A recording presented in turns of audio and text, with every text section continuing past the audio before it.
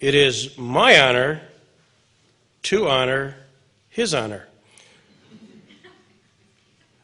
For years, I have referred to him as the second greatest judge in the history of Frewsburg, New York.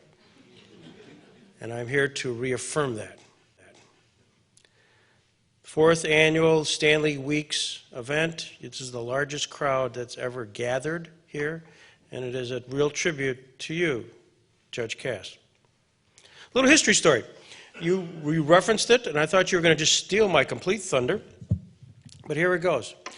In 2000, January of 2000, I had the opportunity to interview Stanley Weeks about his lifetimes as a Mason, as a lawyer, and his direct connection to Robert Jackson. This was before there was any idea that there would be a Robert Jackson Center.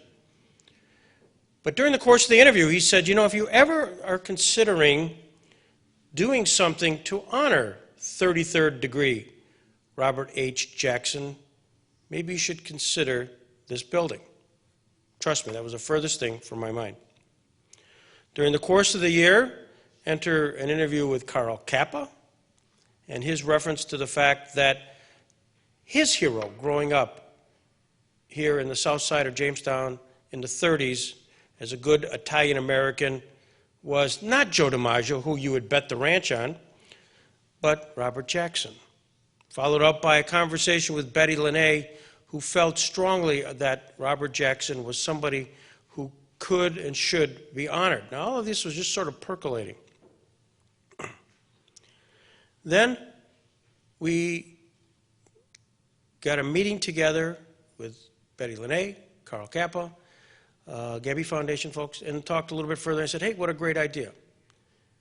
Then Stanley Weeks reminded me, hey, Greg, remember when he suggested the Scottish Rite Consistory? And there was an offer on the building, for those who might remember. And Betty LeNay heard about that. And Betty LeNay did what most everybody should do at a moment like this of crisis. She called her good friend, close friend, Judge Willard Cass. And I don't know exactly what happened, but somehow there was, the best I could term it, a Masonic injunction. Something happened. And an opportunity presented itself where we had a chance to propose an idea to you folks here at the Scottish Rite Consistory.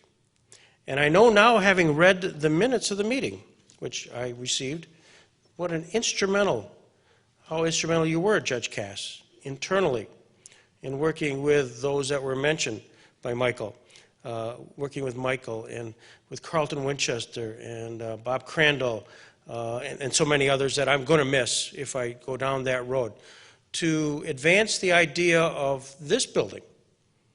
This building, which was near and dear to Robert Jackson, near and dear to the Masonic Order, the Scottish Rite Consistory, would continue that legacy of honoring such a 33rd degree in Robert Jackson.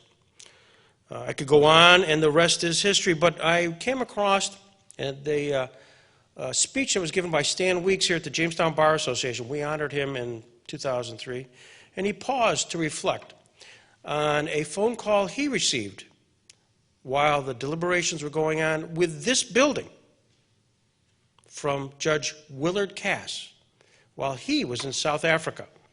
He's in South Africa, and you, Judge Cass, took the time, the energy, the effort. I don't know whether you called him collect or not, but nevertheless, you did so.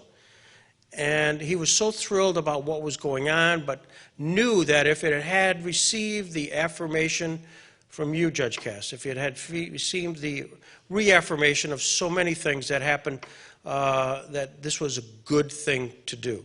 And it happened. And we're thrilled. On behalf of the Robert Jackson Center, we're thrilled on many fronts with the facility that you folks made available to us, that which has happened thereafter, and that which has happened, the legacy you gave us in the form of Judge Cass, as we became a board member here for the last 15 years. We're celebrating our 15th anniversary, much because of the leadership of Carl, Betty, and Willard Cass. He's been a steadfast board member, who's represented your best interest of the Masonic Order, the community, and the legacy of a 33rd degree Mason.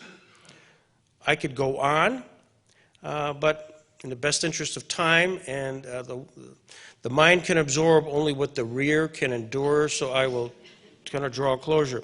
It cannot go without saying that this, behind every great man, is an exceptional woman, and to W.Cass, who not only made him the man that he is, but also really made this night possible. But for Floss's encouragement and the fact that dinner would stop and not be available for the next month if he didn't show up tonight, here he is.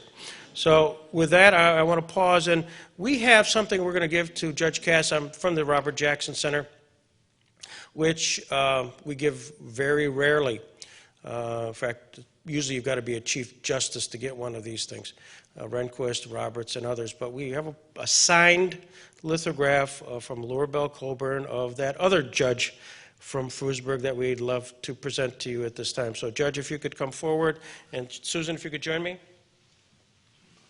Plaque to you. Justice Robert H. Jackson presented to Judge Willard W.Cass, Jr.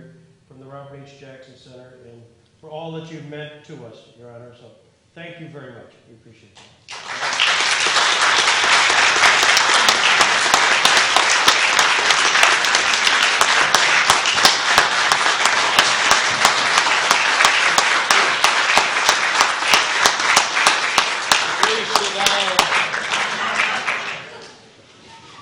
And I'll hang on to this because this gets a little bit heavy. So. This is really an outstanding honor.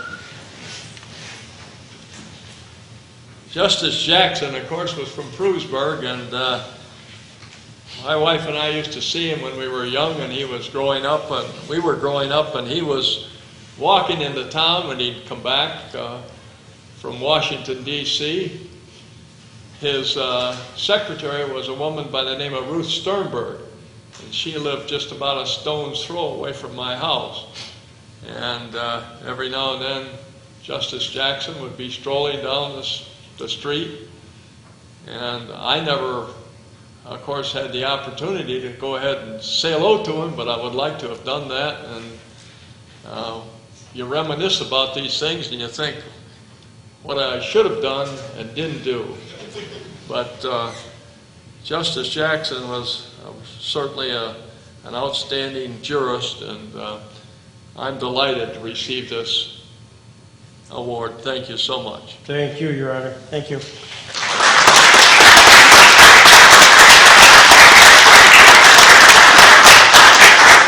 I love this building.